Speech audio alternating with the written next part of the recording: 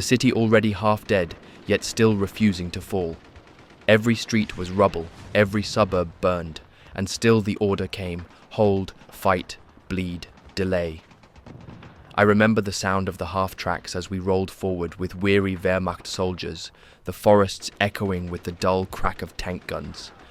Ahead of us, the Soviets poured through the trees, endless ranks of men in brown and yellow, screaming as they charged.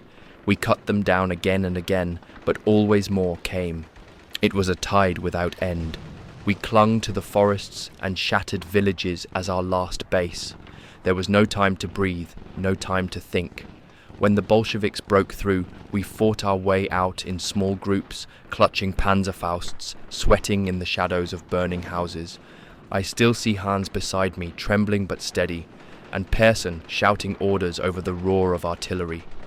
When 3 Russian tanks rolled into the field, we rose from the ground and fired. One exploded instantly, its turret blown skyward, another burst into flame and ground to a halt. But the third roared on, crushing earth and men alike, its machine guns sweeping the field. There was no victory left to us. This was survival, the last spasm of a dying Reich. Every wall, every garden, every cellar became a fortress. I will never forget the sight of Kraus, his eyes red from smoke, laughing at the madness as a lone Soviet cyclist wobbled toward us down the road, his dispatch bag bouncing on his back, pedaling straight into the jaws of hell. We stared in disbelief. Was he drunk or simply mad? Seconds later, he was riddled with bullets, his bicycle tumbling into the ditch. Such was war in its final days, grotesque, senseless, and absolute. We found brief shelter in a small shop where a grocer and his family still clung to their lives. He handed us a bottle of beer, as if we were old friends, as if we had dropped in from the street rather than stumbled bleeding from the forest. "Heil Hitler," he said with a tired smile, and closed the door behind us as though it were an ordinary evening in an ordinary city. Outside, the world was ending, yet inside that shop, for one fleeting moment, there was still something human. But there was no stopping the storm. The Soviet artillery rolled closer, the ground shook with every impact, and flames licked the sky. We were pushed back street by street, house by house, into the burning heart of Berlin. We were the last line. No more reserves, no more illusions. Only men, rifles, and the will to fight.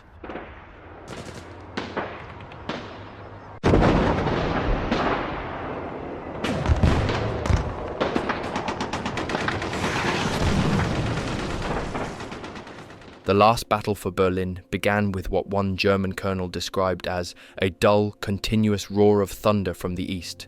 For those in the city's eastern suburbs, it felt as though the ground itself had split apart. Windows rattled, plaster crumbled, and telephones rang without anyone lifting the receiver. Women standing in ration queues froze in silence, listening to the deep rumble. Some whispered in dread that the Soviets were finally coming, while others clung to desperate hope that it might be the Americans. In parts of the city, civilians even painted white flags on rooftops, and many were hoping the Americans would come quickly, praying that Eisenhower's men, not Stalin's, would be the first to enter. It was April 16th, 1945. The thunder was no storm. It was the single greatest artillery bombardment ever unleashed on German soil. Nearly 9,000 Soviet guns, as many as 270 crammed into every kilometer of front, opened fire along the Oder-Neisse line. In just one day, 1.2 million shells rained down on the defenders. To put that in perspective, it was more shells in 24 hours than some entire Western Front campaigns had seen in weeks. In total, 7 million shells had been stockpiled for this one operation. The earth trembled, and the final and most devastating battle of the war in Europe had begun. The Red Army had paused briefly to secure East Prussia and bring forward supplies, but now Stalin gave the order to strike. Nothing mattered more to him than taking Berlin before the Americans and British. For him, it was not just prestige, it was revenge. Revenge for Moscow, for Leningrad, for Stalingrad. For every village burned, for every family destroyed, he wanted Berlin to pay in full. On April 1st in Moscow, Stalin called in his 2 most famous commanders. "Who will take Berlin?" he asked them. "Us or the Allies?" Marshal Ivan Konev, commanding the First Ukrainian Front, did not hesitate. "We will, before the Allies." Stalin smiled coldly. "So that is the sort of man you are." Orders were issued immediately. Marshal Georgy Zhukov and his First Belarusian Front would attack from the north and center, while Konev's armies struck from the south. Together, they would close a colossal pincer around Germany's capital. The scale of the force was without precedent. Stalin massed 2.5 million men, over 41,000 guns and rocket launchers, more than 6,000 tanks, and 7,500 aircraft. It was the largest army ever assembled in history, now aimed at a single city. By 1945, the Red Army was a war machine forged in blood. The T-34 and heavier JS tanks were reliable, powerful, and easier to maintain than most German models. Artillery remained the Soviet god of war, and infantry and armor worked together with speed, aggression, and vast reserves. By this stage, the Soviets did not just rely on numbers, they knew how to fight and how to overwhelm. Yet cracks remained. Ammunition was abundant, but food, uniforms, and spare parts were scarce. Many soldiers were gaunt, ordered to live off the land as they advanced. Much of their transport, fuel, and even rations were American, supplied under Lend-Lease. And though Soviet commanders were hardened veterans, discipline in the ranks was often brutal and uneven. Despite the presence of political officers, looting and rape were rife. Years of propaganda had convinced many soldiers that Germany was not only to be defeated, but disgraced. For them, Berlin was not just the final prize, it was the place where vengeance would be unleashed. Marshal Zhukov's assault was meant to be the centerpiece of the battle for Berlin. Yet the general, often praised as the man who never lost a battle, approached this fight with uncharacteristic clumsiness. At the Seelow Heights, where German troops had dug in along their last natural barrier east of the capital, Zhukov tried a bold idea. He ordered 143 powerful searchlights, placed every 200 meters, to illuminate the battlefield and blind the defenders. But when the beams snapped on, the Germans instantly zeroed in. Artillery fire smashed many of the positions, killing dozens of the mostly female operators, before the infantry had even begun to advance. Opposing Zhukov was one of Germany's most brilliant defensive commanders, Colonel General Gotthard Hinrici. The son of a Lutheran pastor and married to a woman of partial Jewish descent, Hinrici was far from the image of a Nazi general. What kept him in uniform was his unrivaled ability to hold a line. Now, in April 1945, he commanded Army Group Vistula, the last shield guarding the Oder approaches to Berlin. On paper, Hinrici controlled nearly 1 million men, but this figure included everything from training units, police detachments, and Hitler Youth to the desperate ranks of the Volkssturm. He had around 10,000 tanks, 1,500 heavy guns, and some 3,300 aircraft, yet most of this equipment was crippled by shortages. The German war machine was exhausted. Tanks sat idle for lack of fuel. Artillery crews rationed shells. Many soldiers had gone unpaid for months, and morale collapsed further with every refugee column streaming west and every letter from home reporting destruction and occupation. Still, they fought, some out of blind loyalty to Hitler, others because they feared what surrender to the Soviets would mean. Among the most determined were the foreign SS volunteers. The 11th SS Panzergrenadier Division Nordland, made up of Scandinavians, Danes, Norwegians, and Swedes, held firm to the last. Alongside them were the Frenchmen of the 33rd SS Charlemagne Division, who knew that capture meant certain execution or treason trials back in Paris. A handful of renegade Britons even stood among them, the 50-odd men of the so-called British Free Corps. The remaining members of the British Free Corps were sent east. According to researcher Richard Landwehr, they were attached to a company stationed in the small village of Schönburg, near the west bank of the Oder River, as part of SS Panzergrenadier Ausbildungs- und Ersatzbataillon 18, a training and replacement battalion within the 11th SS Volunteer Panzergrenadier Division Nordland. The chain of command was equally strange. The unit was nominally overseen by Obersturmführer Hans-Gösta Persson, a Swedish SS officer, but the BFC men themselves were under the leadership of Douglas Marden, a South African who had adopted the alias Hodge. Most of the British volunteers were kept away from the front, largely distrusted even by the German officers they served under. Morale was low, discipline virtually non-existent. Eric Pleasance, a British volunteer and SS boxer, would later claim that he deserted the unit during this chaotic period, slipping away into the crumbling ruins of Germany as the Red Army approached Berlin. What happened next remains cloaked in fog and hearsay, but according to Pleasance's own account, the war caught up with him in brutal fashion. He claimed that in the southern suburbs of Berlin, while trying to escape the encirclement, he was confronted by 2 Soviet soldiers. According to his version of events, they attempted to arrest him, but in the chaos of the moment, he fought back, allegedly killing both men with his bare hands. Now, this has not been verified. This comes from his own book, which is actually incredibly rare to get, though there is one currently on eBay for about £500. Also, do let me know if you'd like me to cover the British SS. I'd be glad to make a video about it in much more detail. These scattered groups fought with the desperation of men who had no future if they fell into enemy hands. Despite the shortages, the Germans retained certain strengths. Quick-thinking field officers, the ability to regroup under fire, and the heavy Tiger tanks, armed with their lethal 88mm guns, meant that even in the spring of 1945, German forces could still deliver punishing blows. Other forces drove them to resist. Goebbels flooded the airwaves with promises of miracle weapons that would turn the tide. Soldiers feared for their families if the Soviets broke through. SS roving courts-martial patrolled the rear, hanging anyone suspected of desertion. In Berlin, even whispers of retreat could mean a rope around the neck. But the reality was grim. Hinrici's lines at the Neisse and the Seelow heights were not held by the well-equipped legions that had conquered Europe in 1940. They were patched together from naval crews stripped from idle ships, Luftwaffe pilots without planes, and cadets pulled from military schools. The rest were Volkssturm, old men and teenage boys dragged from their neighborhoods, given armbands, and handed a Panzerfaust launcher instead of a rifle.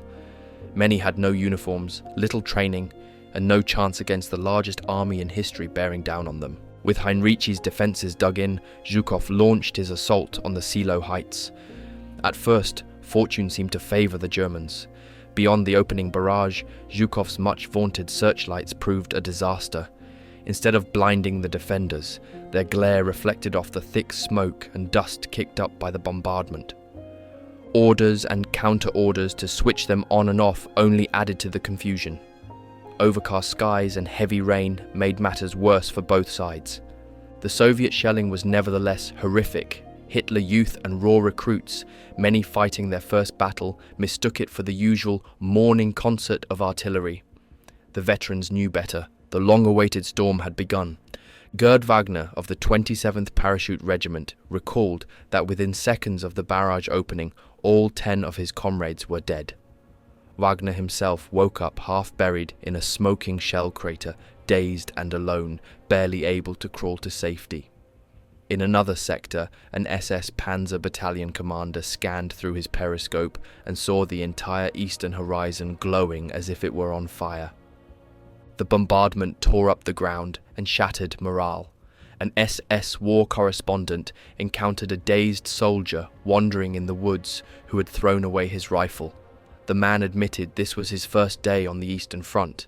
Until then, he had been a barber in a Paris officer's hotel. Now he had been pitched straight into hell. Even with such devastation, Zhukov's men struggled to make headway. Soviet infantry attempted to cross the Oder in American-supplied DUKWs driven by female soldiers. Behind them came every type of craft imaginable, from motor launches to leaking rowboats, all trying to ferry men into the firestorm. Under relentless German fire, the Soviets stumbled ashore, only to hit dense minefields. Progress was agonizingly slow. By midday, their advance had bogged down in deep mud, littered with wrecked vehicles and bodies. German fortunes, however, were no better. Goebbels tried to rally the nation with a radio broadcast, insisting that the Mongol hordes would smash themselves to pieces against Germany's walls. Berliners were unconvinced. They could read maps, and the queues outside food shops grew longer as civilians rushed to stockpile whatever they could before the Soviets arrived. Hinrici wanted to counterattack, but Hitler intervened. In one of his increasingly delusional decisions, he stripped Hinrici of 3 vital panzer divisions and sent them south to Czechoslovakia, chasing fantasies of a counterstroke there. At the high command bunkers in Zossen, Chief of Staff Hans Krebs struggled to maintain communication with collapsing front lines, nervously downing shots of vermouth from the bottle he kept in his office safe. At noon, Zhukov, growing frustrated, hurled in his tanks, but these too floundered. They were easy prey for German Panzerfausts, choked in the mud and snarled in chaotic traffic jams at the bridgeheads. By 3 p.m., the situation was so dire that Zhukov himself had to call Stalin. The Soviet leader was unimpressed. "So you underestimated the enemy on the approaches to Berlin. You're still stuck on the Seelow heights. Things have gone better for Konev," he chided. Furious, Zhukov roared at his army commanders, who in turn bellowed down the line at their subordinates, demanding fresh attacks regardless of the cost. Chaos reigned. Soviet aircraft, misled by the wrong-coloured flares, bombed their own advancing troops. Artillery batteries shelled their own men. The medical services were completely overwhelmed. Thousands of wounded lay untended for hours. The 27th Guards Rifle Division's casualty clearing station had just 4 operating tables for hundreds of cases. Some medics were so traumatized by the carnage that after the war they abandoned the profession entirely. While Zhukov struggled on the Seelow heights, Marshal Ivan Konev's attack unfolded with far greater success. His plan was brutal in its simplicity: crush the German defences with overwhelming firepower. Along his sector, 249 guns were packed into every kilometre, even more than Zhukov had used. For 145 minutes, nearly 2.5 hours, the guns and the Second Air Army hammered the German lines, twice the length of Zhukov's bombardment. Instead of blinding searchlights, Konev employed a dense smokescreen to conceal his assault troops. The results were catastrophic for the Germans. Corporal Karl Pavlik, captured after the barrage, recalled, "We had nowhere to hide. The air was full of whistling and explosions. We suffered unimaginable losses. Those who survived were rushing around in trenches and bunkers trying to save themselves. We were speechless with terror. On the Soviet side, one battery commander was exultant. The god of war is thundering very nicely today." The Neisse River offered less protection than the Oder. In places, it was so shallow that Soviet infantry waded across or swam with rifles held above their heads. The moment they reached the far bank, 85mm anti-tank guns were dragged over to provide immediate fire support. The sheer weight of Konev's bombardment shattered German morale. Desertion spread quickly. One soldier from the 500th Penal Regiment told his Soviet captors bitterly, "The only promise Hitler has kept is the one he made before coming to power. Give me 10 years and you will not recognize Germany." Others muttered that their officers had deceived them with false promises of miracle weapons, the so-called V3 and V4 rockets that never arrived. Once cables were secured across the river, Soviet engineers ferried T-34 tanks over, their 85mm guns ready to blast open strong points. The First Ukrainian Front had chosen 133 crossing points across the Neisse, ensuring the assault unfolded on a broad, crushing scale. By nightfall, Konev was satisfied with his progress, while his rival Zhukov fumed at his own lack of results. Konev's only complaint was the slow evacuation of wounded. That evening at 9 p.m, Stalin issued fresh orders. On his Chinograph map, he drew a line from the Neisse River near Guben up through the town of Lublin and then stopped. The message was obvious. The boundary between Zhukov and Konev was left open. Stalin had set his 2 greatest generals in direct competition. Whoever reached Berlin first would claim the prize. Thus began a race between 2 rivals. Zhukov was the better known, the Soviet Union's most celebrated commander. He had crushed the Japanese at Khalkhin Gol in 1939, saved Moscow in the winter of 1941, and helped turn the tide at Stalingrad in 1942. A former Fourier's apprentice and cavalry officer, he had become the face of Soviet victory. Konev, by contrast, had served in quieter assignments. He had not led men at Moscow or Stalingrad, but his aggressive style earned him command of the First Ukrainian Front and a reputation in the Kremlin as a hard-driving general who never hesitated to spend lives to achieve results.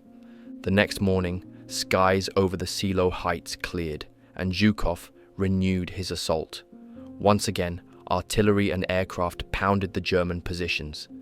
Casualties mounted so heavily that German medical stations collapsed under the strain. Triage was brutal. Only those most likely to return to combat received care. A stomach wound was effectively a death sentence. Surgery took too long. Doctors and nurses turned away the hopeless, while officers prowled through the aid stations, sending the walking wounded straight back into the line. In the rear, the military police, feared and hated, known as Kettenhunde or chain dogs, for the gorgets they wore around their necks, combed through columns of refugees, dragging out suspected deserters and stragglers. Many were forced back to the front and thrown into new scratch units. Among them were barely trained Hitler youth, some only 15 years old, pressed into service with Panzerfausts slung over their shoulders. These children, alongside exhausted veterans and terrified conscripts, were now expected to hold back the largest army in history. Meanwhile, Zhukov's forces pressed relentlessly forward. German 88mm anti-aircraft guns turned on the ground, and infantry hunting tanks with Panzerfausts inflicted heavy losses. Yet the Soviets, through sheer weight and determination, gradually surrounded Seelow. At the center of the German defense was the 9th Parachute Division, commanded by General Bruno Brauer, a veteran of Crete, remembered for chain-smoking cigarettes from a long holder. His division included a handful of hardened men who had once served in Otto Skorzeny's commando units, but most were inexperienced Luftwaffe ground crews, barely trained for frontline combat. The 9th Division collapsed under the storm. On April 17th, one of its regimental commanders was killed outright. Panic swept through the ranks, and many of the Luftwaffe replacements broke and fled. Even Brauer himself cracked under the pressure. The Crete veteran suffered a nervous breakdown and had to be relieved of his command, leaving what remained of his division to fragment. The Germans attempted local counterattacks, but these too ended in tragedy. The 101st Corps, made up largely of officer cadets and teenage trainees, was thrown against Soviet armor. To their horror, they discovered that the enemy had lined the flanks of their tanks with wire-sprung mattresses stripped from nearby houses. The Panzerfaust rockets bounced harmlessly off, and the cadets were cut down in droves. In the aftermath, the once proud Potsdam Regiment counted only 34 boys still able to stand. False hopes only deepened the misery. Foreign Minister Joachim von Ribbentrop circulated a rumor that peace talks with the British were underway. Clinging to this fantasy, General Theodor Busse, commander of the 9th Army, told his men, "Hold on for 2 more days, then everything will be sorted out." The lie gave them nothing but more time to die. Even the Luftwaffe resorted to suicidal measures. Focke-Wulf 190 fighter bombers were ordered to attack Soviet pontoon bridges across the Oder. 2 pilots, mortally wounded, deliberately crashed their planes into the structures in a last act of defiance. But the sacrifice was meaningless. The Soviets had already built 32 bridges across the river. Against such numbers, individual heroics, or desperation, could achieve nothing. Konev's armoured spearheads pressed relentlessly forward, racing through burning pine forests and across lakes and marshes toward the Spree. All day his tanks thundered northwest, cutting a path toward Berlin. That evening, when Konev reported to Stalin, the Soviet leader contrasted his progress with Zhukov's struggles. With Zhukov, things are not going so well yet. He is still breaking through the enemy defences, Stalin noted, even suggesting that Zhukov should attack through Konev's bridgehead. Konev, sensing opportunity, offered to drive directly on Berlin himself. Stalin's reply was swift. "Very good. I agree. Turn the tank armies toward Berlin." The race was now official. Inside Berlin, the news of the Soviet offensive was accompanied by a storm of propaganda. Goebbels thundered over the airwaves, urging the population to resist to the last breath. Any German who offends against this self-evident duty to the nation will lose his life as well as his honor, he warned. The words rang hollow. Everyone knew that the city was running on fumes. Hinrici's men were asked to hold out with tanks that had no fuel, guns with no shells, and troops surviving on dwindling rations. At dawn on April 18th, the eastern horizon glowed red as massive Soviet airstrikes and artillery fire opened another day of destruction. Zhukov, humiliated by Konev's rapid progress, threw his forces back into the attack.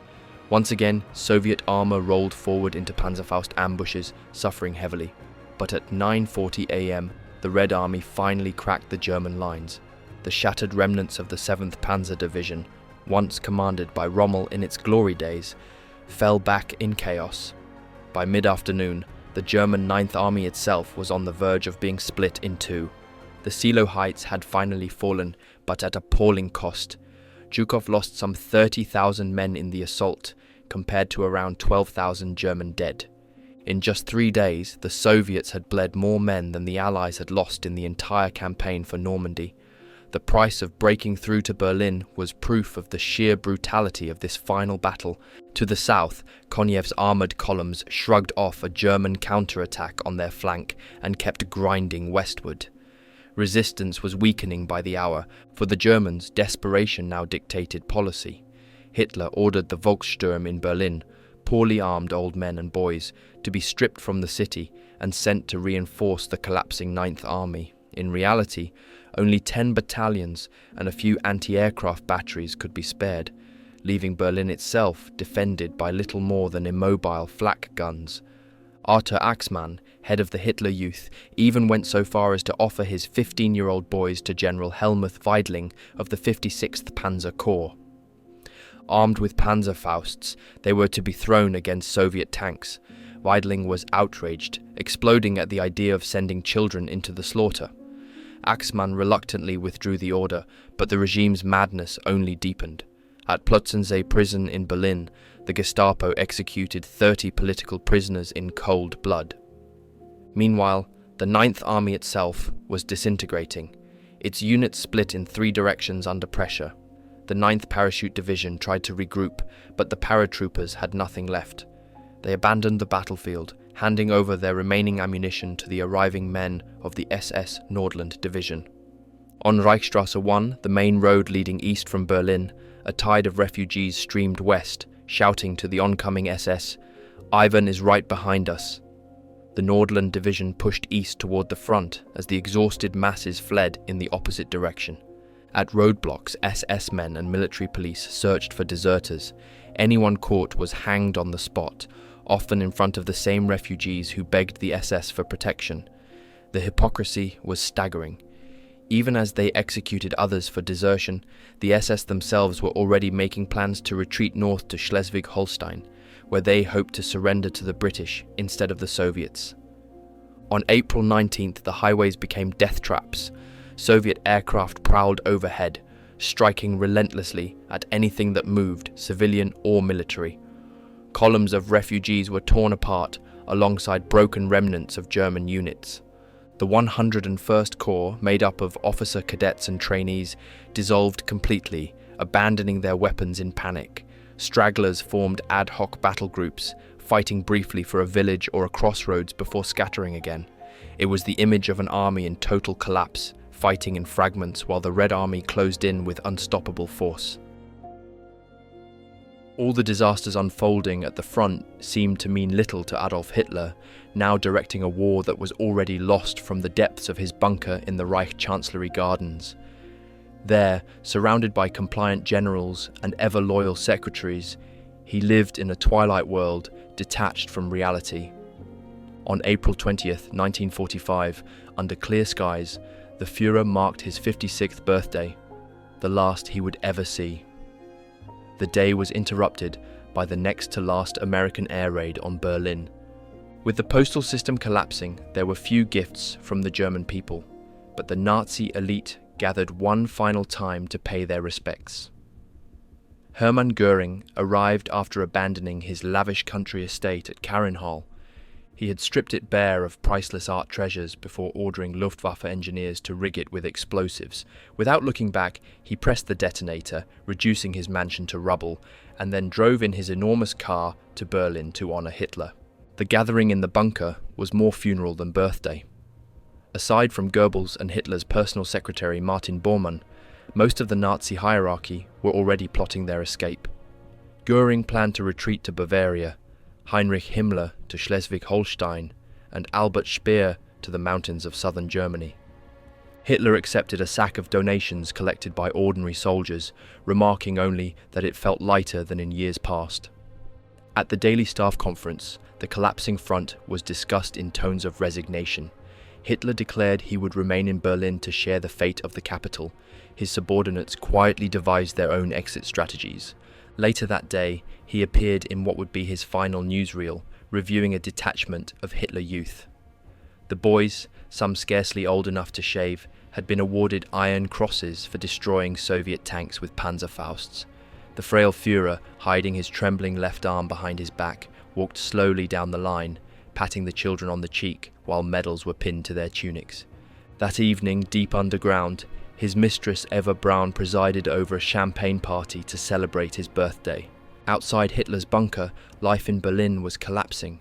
Housewives queued for hours, clutching ration cards, waiting for scraps of food, and the one-page newspaper Goebbels still managed to print. Even that was useless. Its reports used vague language to disguise where the fighting was taking place. That day, Berliners were told they would receive crisis rations of bacon, sausage, rice, peas, beans, and lentils. Few ever saw them. With water, gas, and electricity failing, families cooked half-rotten potatoes over makeshift stoves, 3 bricks propped on a balcony with a handful of sticks for fuel. Offices shut down as shells and bombs made movement through the streets impossible. The entire city waited in dread for the end. By then, Zhukov's artillery had the range of Berlin itself. Shells began hammering into a capital already wrecked by years of air raids. To his tank armies, he gave the order: break into Berlin first and raise the banner of victory. He wanted his guards to reach the city by dawn on April 21st. In reality, they did not arrive until later that afternoon, crawling forward through rubble and fire. South of him, Konev kept pressing his men through the Spreewald. His impatience boiled over. "You are again moving like a hose," he barked at one of his commanders, furious at the lack of speed. There was no longer a coherent front. What remained of the German Ninth Army fought scattered holding actions. At Verneuchen airfield, gunners depressed their 88mm flak pieces to fire at ground targets, but the effort was futile. Roads to the west were jammed with columns of refugees. Weidling ordered the Nordland Division, now fighting side by side with Hitler Youth and remnants of the 18th Panzer Grenadiers, to counterattack. The effort collapsed. The Hitler Youth were trapped in a burning forest. The Germans fell back once more. In the chaos, a solitary King Tiger tank briefly turned the tide. It destroyed 2 T-34s with its 88mm gun, forcing the Soviets to halt and regroup. But such moments were fleeting. The Nordland's Scandinavian nurses, retreating with their men, were caught in the slaughter. One young nurse discovered her lover among the mortally wounded and cradled his head in her lap until he died. German discipline disintegrated completely. Soldiers who had not eaten in days broke into abandoned houses, devouring whatever they found. Others collapsed into beds, boots still on, desperate for a few hours of sleep. One Hitler Youth boy slept soundly through an entire battle raging nearby. Officers tried to restore order at pistol point, but even the SS Flying Courts-Martial, once feared for their ruthlessness, were overwhelmed. Some execution squads themselves deserted. Soviet interrogators later recorded that as many as 40,000 deserters were already hiding inside Berlin before the Soviets broke in. The remnants of Weidling's 56th Panzer Corps pulled back again, falling into Berlin's western suburbs and linking up with the shattered 101st Corps along the city's northern edge. At Bernau, the Soviet 47th Army smashed through the last line of resistance before the capital. After firing a triumphant artillery salute, the 47th Army and 2nd Guards Tank Army drove inside the Autobahn ring. The race for Berlin was over. Konev and Zhukov had arrived at the gates of the city. and the final storm was about to begin. By April 21st, Berlin itself was beginning to unravel. At the city's defense headquarters, a procession of high-ranking officials lined up, all demanding passes to escape before the capital was encircled. Goebbels had decreed that no man capable of bearing arms may leave Berlin without permission. The High Command were desperate to get out. Lieutenant General Helmuth Rehmann, in charge of the city's defences, gladly signed more than 2,000 passes in a single day, eager to be rid of men he regarded as nothing but useless mouths and cowardly armchair warriors. That same morning, Berlin was struck by the final Allied air raid of the war. Almost immediately afterward, the first heavy shells from Soviet guns began falling into the heart of the city. Hitler, huddled in his bunker, could scarcely believe that the Red Army was now close enough to bombard central Berlin directly. The cost to civilians was immediate and brutal. Casualties mounted as Berliners queued for rations or water at street pumps. Simply crossing a road had become a gamble with death. Families buried their valuables in gardens and cellars, hoping the Soviets would not find them. The great institutions of Berlin shut down one by one. The German Transocean News Agency and Reichssender Berlin went silent. The telegraph office closed its doors for the first time in a century. Its final message came from Tokyo. Good luck to you all. Tempelhof Airport saw its last flight, a transport plane carrying 9 passengers who escaped to Stockholm. Berlin's 1,400 fire brigades were ordered to withdraw westward to save themselves for the post-war era. Gas, water and electricity failed almost entirely. Only 2 operations carried on. The meteorological station in Potsdam continued to log the weather without interruption, and by decree, 11 of the city's 17 breweries remained at work, still producing beer for a collapsing Reich. But law and order dissolved. Hungry civilians turned to looting. Freight trains stalled in marshalling yards. Markets and department stores were broken open. People staggered away with armfuls of whatever food they could find. Tins of apricots, sacks of beans, even chocolate. Shopkeepers sold off stock at fire sale prices, knowing money was already worthless and the Soviets would plunder anything left behind. For those with nothing, survival meant cutting up the carcasses of dead horses that littered the streets. It was the last source of meat in a starving city, and families cooked it over brick stoves as the Soviet shells rained down. By now, Hitler was demanding the impossible. He ordered the 9th Army to hold a line that no longer existed, while the 56th Panzer Corps retreated along roads littered with corpses from Soviet strafing runs. The Red Army moved to close its ring around Berlin, determined to crush the city before the Americans could intervene. Though the US advance had already halted at the Elbe, Stalin's paranoia convinced him that the Western Allies might try to seize the German capital at the last moment. On Berlin's eastern approaches, Zhukov's men prepared to strike south toward the Spree. To the south, Konev's tanks rolled into Zossen, the sacred nerve center of the German army. There, they found the Oberkommando Wehrmacht's underground headquarters, the Maybach bunkers, almost completely intact. Generators still hummed, teleprinters clacked, and telephones rang with incoming calls from officers, unaware their front had already collapsed. When one German officer asked over the line, "What is happening?" the Soviet soldier who answered replied bluntly, "Ivan is here." Go to hell. Back in Berlin, Hitler pored over maps and issued orders that bore no connection to reality. He instructed the 3rd SS Panzer Corps to counterattack, ignoring the fact that the corps existed only on paper. Hitler spoke of elite divisions and decisive blows, but in truth General Kurt Steiner commanded little more than 6 exhausted battalions, cobbled together from fragments of the 4th SS Police Division, the 5th Panzer Division, and naval infantry who had never trained for land combat. "The Navy men I can forget about," Steiner admitted bitterly. "I bet they're great on ships, but they've never been trained for this kind of fighting. I have hardly any artillery, very few panzers, and only a few anti-aircraft guns. I'll tell you what I have. A completely mixed-up heap he could not attack, even under threat of execution."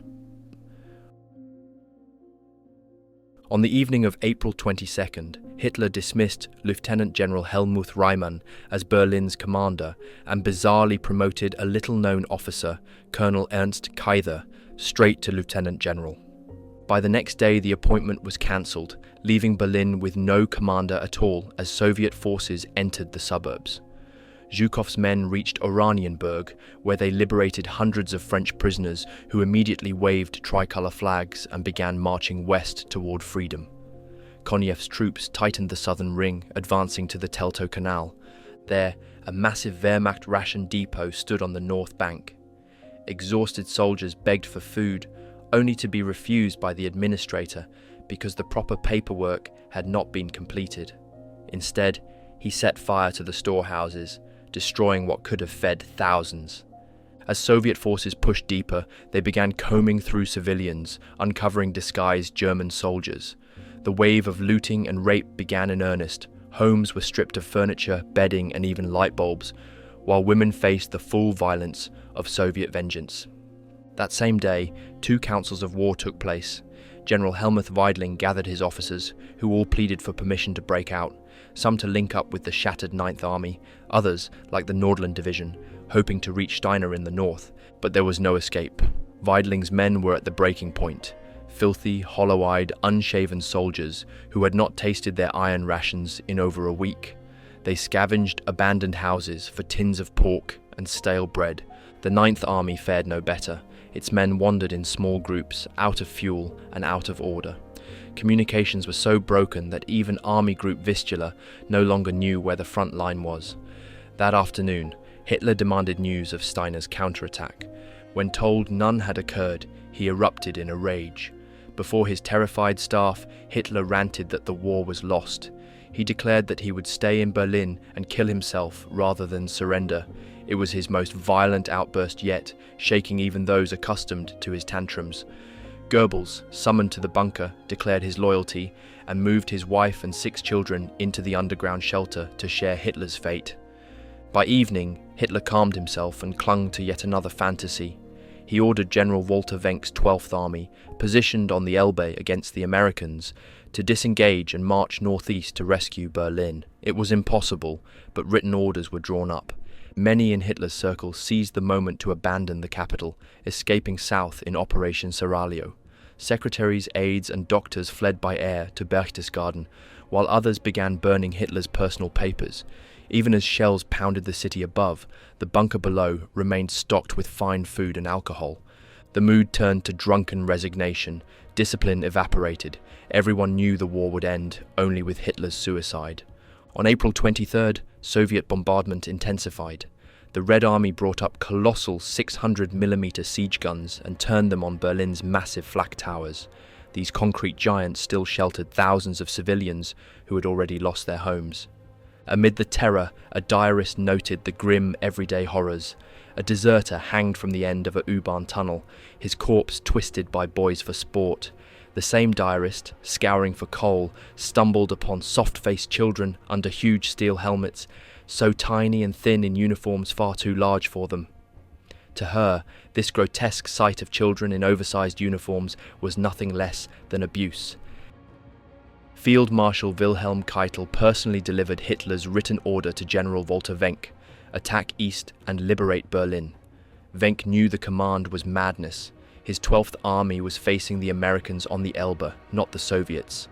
Yet he saw an opportunity. If he struck east, he might connect with General Theodor Buse's broken 9th Army and lead both westward, away from the Soviets, toward American captivity.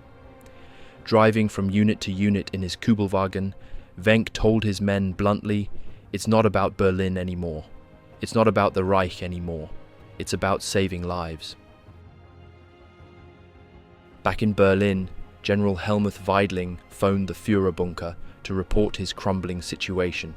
Instead of thanks, he was told he had been condemned to death in absentia for cowardice. Furious, he drove to the bunker to defend his honor. Hitler, impressed by his determination, changed his mind and placed him in charge of Berlin's defense. Weidling's resources were pitiful. The 9th Parachute Division was shattered. The freshly raised Müncheberg Panzer Division was little more than training school cadets. The 20th Panzer Grenadiers were scarcely better. Only the Nordland Division and remnants of the 18th Panzer Grenadiers had any real combat value.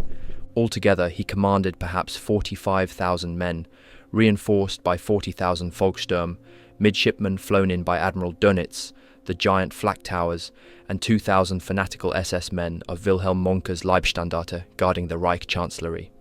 Berlin, a city of 2 million, offered endless ruins, bunkers, and barricades, but no trained soldiers to hold them. Against him were 2 full Soviet army groups. The only reinforcements that arrived were the French SS of Division Charlemagne, fighting with the desperation of men who knew capture meant death for treason. The Charlemagne volunteers staggered into Spandau's Olympic Stadium, where they raided a Luftwaffe supply dump and discovered cocoa laced with benzodrine. The drugged drink gave them a last burst of energy to continue fighting. As the Soviets closed in, prison gates swung open. Thousands of captives were suddenly free. Soviet POWs pressed back into service with rifles, foreign laborers desperate to get home, and even surviving Jews, some who had worked at the 1936 Olympics, others foreign nationals. At a camp in Potsdam, the SS commandant, Lieutenant Colonel Doberke, received orders to shoot his Jewish prisoners. A spokesman confronted him. "The war is over. If you save our lives, we will save yours." The prisoners drew up a document signed by them all, promising to testify in his favor. Doberke relented, opened the gates, and vanished. When Soviet troops arrived, the women were raped regardless. On the 24th, Konev's men fought their way across the Teltow Canal. Lacking bridging engineers, they commandeered anything that floated, even rowing sculls, to ferry men over. To the north, Zhukov's 5th Shock Army forced a crossing of the Spree near Treptow Park. Weidling tried to strike back. Refueling tanks with Luftwaffe aviation fuel from Tempelhof, he launched counterattacks. King Tigers of Nordland Division rumbled forward and knocked out several Soviet JS heavy tanks. In the course of 3 hours, the SS made 6 attacks, a Soviet divisional commander wrote, but each was repulsed. By midday, Panthers and self-propelled guns were burning, and the ground was littered with black uniformed corpses. That evening, our division secured Treptow Park and reached the S-Bahn ring. All day, on the 24th, Soviet pressure mounted. With each advance, looting and rape followed. Civilian survivors recalled an orgy of violence that became one of the most infamous aspects of the battle. The 3rd Shock Army advanced south, blasting through Berlin's neighborhoods. On one narrow sector, their 5th Artillery Breakthrough Division leveled 17 houses, killing 120 German defenders inside. Soviet reports claimed Volkssturm and Hitler Youth pretended to surrender with white flags, then fired on advancing troops. German counterattacks collapsed into tragedy. 3 assault guns tried to check the Soviets, but a single reconnaissance soldier, Shuljanok, destroyed the first with a captured Panzerfaust, disabled the second, and forced the third to withdraw. He was decorated as a hero of the Soviet Union, only to be killed the next day by a terrorist in civilian clothes, almost certainly a Volkssturm fighter in rags. On April 25th, clear skies allowed Soviet aircraft to rake the city while their ground troops paused to resupply. The Germans abandoned their last bridgehead south of the Teltow Canal. At Tempelhof Airport, tanks clashed amid the wrecks of FW-190 fighters, while the Müncheberg Division was bled white. Nordland, reduced to barely a regiment, fought alongside the French of Charlemagne. Anti-Nazi Berliners scrawled graffiti on the ruins, "SS traitors are prolonging the war." SS patrols hunted the culprits through the rubble. That night, French SS men and 100 Hitler Youth faced a Soviet night assault on the Halensee Bridge. With Panzerfausts, machine gun teams, and sheer determination, they held the position for 48 hours, an island of resistance in a sea of fire. The German state itself disintegrated. The foreign ministry told overseas embassies to stop reporting. There was no one left to receive them. Berlin radio fell silent. The outside world saw another milestone. On April 25th, Soviet and American troops shook hands at Torgau on the Elbe River. Germany was split in two. Hinrici, seeing no hope, ordered his men to retreat westward. For this, Hitler dismissed him. By the time a replacement could be found, Army Group Vistula had ceased to exist. On the 26th, the Soviets resumed their assault. Weidling's weary soldiers fought and fell back again. General Gustav Krukenberg of Nordland set up his headquarters in the shattered Kroll Opera House, sleeping in a throne salvaged from the royal box. That night a thunderstorm rolled over the burning city, quenching some of the flames. Civilians once more queued for food, sometimes resuming places left vacant by the dead when shellfire shredded the lines. Sieg Heil was abandoned.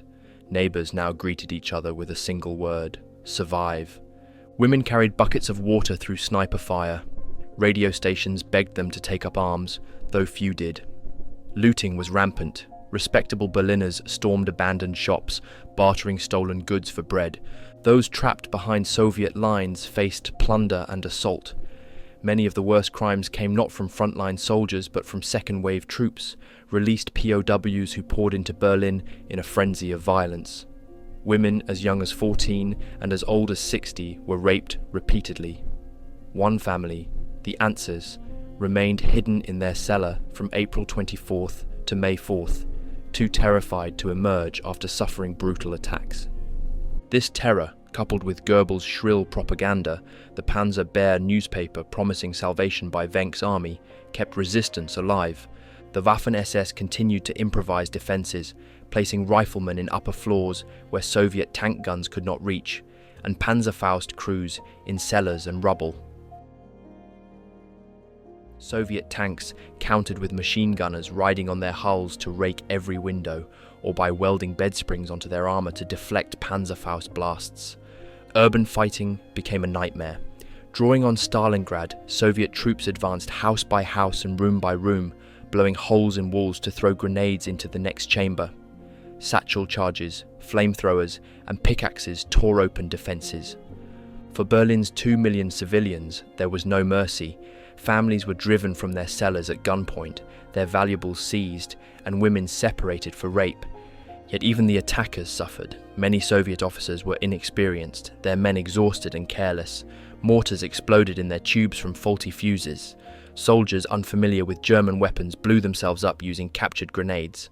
Progress was relentless, but every step came at a cost, and every mistake only added to the chaos. The morning of April 26th began with another massive bombardment. At Tempelhof, the Müncheberg Division's defence finally gave way, the survivors retreating into the Tiergarten. General Vasily Zhukov massed his 8th Guards army on Belle Alliance Platz, named for the coalition that had once defeated Napoleon. In a bitter twist, the defenders now facing him were French SS of Division Charlemagne. Zhukov drove them back with a storm of Katyusha rockets, while General Weidling and his exhausted staff smoked and drank coffee in the Bendler block, unable to tell day from night. That evening, Weidling begged Hitler to authorize a breakout to spare further destruction. Hitler refused. "Your proposal is all right," he said, "but I will not wander in the woods. I will fall here at the head of my troops. You will continue the defense." Outside, SS men painted walls with slogans like "Berlin remains German." Soviet soldiers replied with graffiti of their own, "I'm already here." Signed, Sidorov. By now, resistance only invited annihilation. A single Panzerfaust strike on a Soviet tank could trigger a massive retaliatory bombardment on entire buildings. The French SS even managed to convince Soviet captors that they were labourers pressed into uniform, escaping execution because the Red Army did not know about the SS blood tattoo. Others simply deserted. In the Olympic Stadium, Volkssturm commander Karl Ritter von Halt disbanded his unit, half of them armed with rifles chambered for Italian ammunition. It was either that, he said, or throw stones at the Russians. In the bunker, the atmosphere grew surreal. Hitler had received a telegram from Göring in Bavaria suggesting he assume leadership. Furious, Hitler declared it treason, dismissed Göring, and summoned General Robert Ritter von Greim to Berlin, flying in with pilot Hanna Reich. Wounded on arrival, Greim was still promoted to Field Marshal, Hitler's last. Incredibly, Hitler then sent him back out with orders to rally the Luftwaffe, while his secretaries discussed suicide methods over dinner. Miracles can still happen, Goebbels said of Reich's feat. On the 27th, delusion persisted. General Hans Krebs reassured colleagues that the Americans might soon turn against the Soviets and relieve Berlin. Some even believed it. Meanwhile, the city centre was fortified. King Tigers of the 503rd SS Heavy Tank Battalion dug in near Walter Moncke's Leibstandarte men. Latvian SS held other key points. Krukenberg established Nordland's headquarters in an abandoned U-Bahn train. Dönitz had sent midshipmen, who now dug foxholes outside the foreign ministry. Ammunition consisted of little more than Panzerfausts and captured weapons from across Europe. The Soviets pushed in slowly, hindered by rubble and fierce house-to-house fighting. Their vengeance was merciless. In Dahlem, they stormed into a maternity clinic staffed by nuns, raping the women inside. Complaints were met with sneers. "It hasn't done you any harm. All our men are healthy." Exhausted German soldiers drank from canals and seized bunkers from civilians, forcing families into the subway tunnels. On April 28th, the 3rd Shock Army advanced into the Tiergarten, its men now within sight of the Victory Column. The German defence shrank to a strip just a few kilometres wide. Hitler Youth fought for the bridges over the Havel. On top of the Berlin Zoo's flak tower, Artillery Chief Hans-Oskar Wollemann looked down on the smoking ruins of the city. "A scene which again and again shook one to the core," he wrote. But now the Soviet juggernaut risked colliding with itself as Zhukov and Konev's armies converged on the city centre. Stalin resolved the rivalry by awarding Zhukov the prize, the Reichstag and Chancellery. Inside the bunker, a new drama played out. Himmler was reported negotiating with Sweden to surrender the Reich's western forces. Hitler raged, blaming Hermann Fegelein, Eva Braun's brother-in-law, and had him dragged in, court-martialed and shot. That same night, Walter Wagner, a minor city official, was summoned from Volkssturm duty to conduct Hitler's marriage to Eva Braun.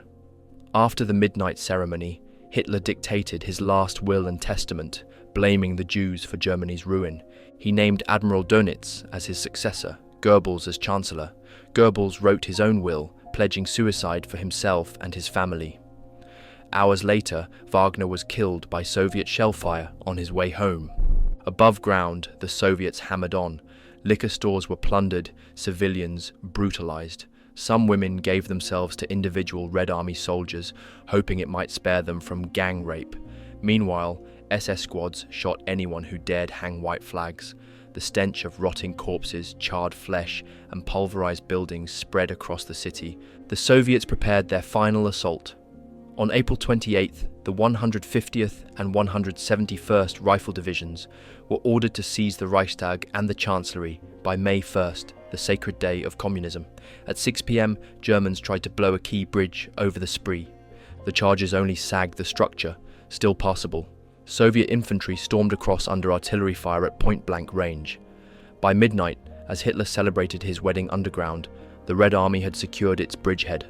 In the early hours of the 29th, they stormed the massive Ministry of the Interior, known as Himmler's House, battling SS guards floor by floor. Sunday, April 29th, Bormann wrote in his diary, the second day which has started with a hurricane of fire.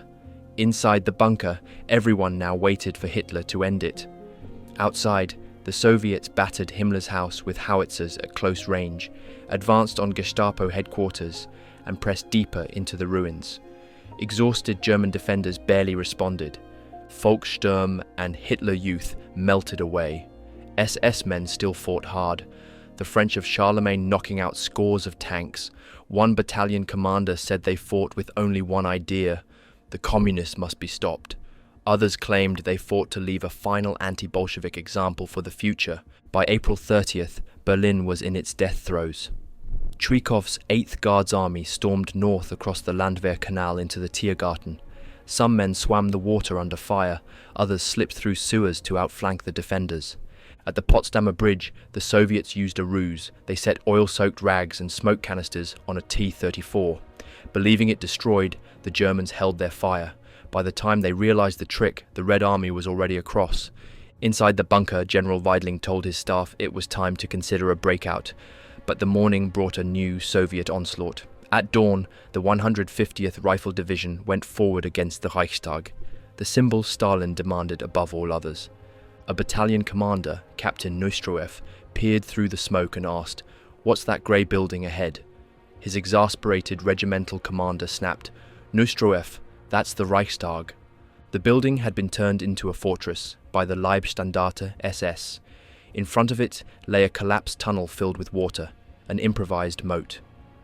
At 6 a.m., the first Soviet assault company charged and was cut down by a hurricane of fire from the Reichstag and the Kroll Opera House. Soviet self-propelled guns and tanks thundered over the Moltke Bridge, pounding the district. By mid-morning, the 150th reached the flooded trench, only to be raked again by the flak bunkers at the zoo. 90 Soviet guns, including 203mm howitzers, hammered the Reichstag until it shook. Yet the building stood. Inside, 10,000 desperate defenders, SS, sailors, Hitler Youth, even foreign volunteers, clung to their positions. Starving French SS tore open the ration bag of a captured Ukrainian POW and devoured the contents like animals. That afternoon, above the ruins, the Reichstag echoed with gunfire. Below, in the bunker, Adolf Hitler summoned his staff. General Mohnke had told him bluntly the citadel could not last 2 more days. At around 3 p.m., Hitler and Eva Braun took poison and shot themselves. Their bodies were carried upstairs, doused in petrol, and set alight in the Chancellery garden. In the heart of Berlin, the Reich they had promised would last 1,000 years was reduced to smoke in less than 12. Goebbels immediately called Weidling to the Chancellery. He told him to arrange an armistice, but not to reveal Hitler's death. "I was deeply shocked," Weidling later recalled, "so this was the end." Still, the battle raged on. At the Reichstag, Soviet infantry fought room by room, floor by floor against Panzerfausts fired from balconies. Casualties were staggering. Grenades, flamethrowers, and submachine guns turned halls into slaughterhouses. In the chaos, small Soviet groups tried to reach the roof. One flag went up at 10:50 p.m., pinned down under fire. Others followed, each man desperate to claim the honor of planting the red banner. The Reichstag was still not fully secured, but the Soviet symbol of victory was flying. That night, Berlin burned, lit only by flames. SS men hiding in the Hotel Continental were treated with contempt by women and children who saw them not as protectors, but as dangers.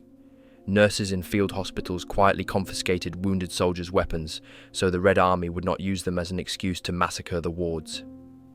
Late that night, General Krebs approached Zhukov under a flag of truce. On April 30th, he admitted, Adolf Hitler committed suicide. Zhukov lied coolly. "We know." Krebs pleaded for terms. Stalin's reply was blunt: unconditional surrender, or Berlin would be blasted into dust. At dawn on May 1st, Zhukov's armies unleashed a hurricane of fire on the city centre. Explosions tore through the U-Bahn tunnels. To prevent Soviet infiltration, Nordland sappers blew the S-Bahn tunnel under the Landwehr Canal, flooding parts of the subway network. Rumours of mass drownings spread terror. Hundreds may have died, their bodies later buried in Berlin's old Jewish cemetery. The Reichstag still echoed with gunfire. One Soviet soldier tried to hurl back a German grenade. It struck a doorway, exploded, and blew off his legs. By late afternoon, resistance inside collapsed. Some 300 filthy, unshaven survivors stumbled out of the cellars with hands raised. Nearly 200 defenders had been killed. Another 500 lay wounded. The Soviets turned to the remaining strongholds. At the Zoo Flak Tower, they sent captured Germans forward with a note promising safe conduct if the garrison surrendered. At midnight, the giant fortress agreed to give up. At Spandau Citadel, surrounded on all sides, SS defenders finally capitulated at 3 p.m., handing over Germany's chemical warfare center with its secrets of poison gas that Stalin so coveted. Berlin's final days were not just defeat, they were horror layered on horror. A capital reduced to fire and rubble, women brutalized, children thrown into battle, Hitler dead in a bunker, his Reich burning in the garden above. And still, in every street and cellar, men were dying. The battle had been fought to the last, and it had been far, far worse than anyone outside the city could have imagined. On May 1st, what remained of the German Ninth Army made one last desperate attempt to break through to the west. The survivors of the Kurmark division brought up their final 4 Panther tanks, just enough to force a Soviet retreat and open a narrow escape corridor. Around 25,000 men, out of the 200,000 who had begun the campaign, staggered across the Elbe into American captivity. Most were starving, wounded, or on the verge of collapse. Inside Berlin, the fighting ground on. Monka was down to his last Tiger tank. In the bunker, Josef and Magda Goebbels poisoned their 6 children, then took their own lives. Their bodies were cremated in the garden above. At 9:30 that night, Hamburg radio finally admitted what Berliners had been kept from knowing for a day and a half. Hitler was dead, having fallen at the head of his troops. Few heard it. There was no electricity in the city. The battle now degenerated into chaos. Martin Bormann and the bunker staff tried to escape. Very few succeeded. Most were captured or killed, including Bormann himself, who seems to have been cut down in a skirmish with Soviet troops. General Krukenberg of the Nordland Division also attempted to flee, but heavy shellfire forced him to hide in civilian clothes until surrender became unavoidable. That night, in heavy rain, the remnants of the Müncheberg and 18th Panzer Grenadiers attempted their breakout from the Tiergarten. They pushed toward the Olympic Stadium and Spandau, rolling over bridges still held by Hitler Youth. Artillery fire turned the Charlottenbrücke into a slaughterhouse, killing scores, including Ernst Himmler, Heinrich's younger brother. Some units clawed their way through, but only a handful reached the Elbe. Most were annihilated along the way. At 1 a.m. on May 2nd, Zhukov was awakened with news that Weidling's men were requesting a ceasefire. By dawn, Weidling crossed under a white flag to the Potsdamer Bridge. At 6 a.m., he was taken to Zhukov's headquarters, where he signed the order of surrender. The Battle of Berlin was over. The bunker suicides continued. Generals Krebs and Bergdorf shot themselves. So did Captain Franz Schädler, commander of the Leibstandarte Guard. When Soviet troops finally entered the Reich Chancellery, they found it deserted, the walls already covered with Russian graffiti. The price of the battle was staggering. Around 100,000 civilians died, some 20,000 from heart attacks, another 6,000 by suicide. Estimates of rape range from 20,000 to over 100,000. Abortions, normally illegal under Nazi law, were permitted in the months that followed, though no one knows how many were carried out. The Soviets claimed to have destroyed 90 German divisions, taken 480,000 prisoners, and captured 1,500 tanks, 4,500 aircraft, and 11,000 guns. In return, they admitted to at least 100,000 dead, 2,000 tanks lost, and 500 aircraft destroyed in the drive from the Oder to Berlin. At the Zoo Flak Tower, the surrender deadline had come and gone, but once Weidling's order was confirmed, its garrison finally emerged. Thousands of Berliners who had sheltered in its concrete depths stumbled into the daylight. Across the city, Soviet looting slowly gave way to NKVD order. Troops began clearing streets, restoring water and sewage, and marking their presence with graffiti on the ruins of the Reich Chancellery. By July, British, American, and French troops had joined the Soviets in occupied Berlin. The Third Reich was gone, and in its ashes, a new conflict, the Cold War, was already beginning. On May 4th, Ilse Antz, who had hidden in her cellar through the rapes and bombardments, finally stepped outside. At first, unaccustomed to the brightness, I saw nothing but black circles before my eyes, she remembered. But then I looked around. The sun was shining, the trees were blooming, the air was soft. Even in this tortured and dying town, nature was bringing back life. Up to now, nothing had touched me. All emotions were dead. But as I looked over at the park, where spring had come, I could not control myself any longer. For the first time since it had all started, I cried.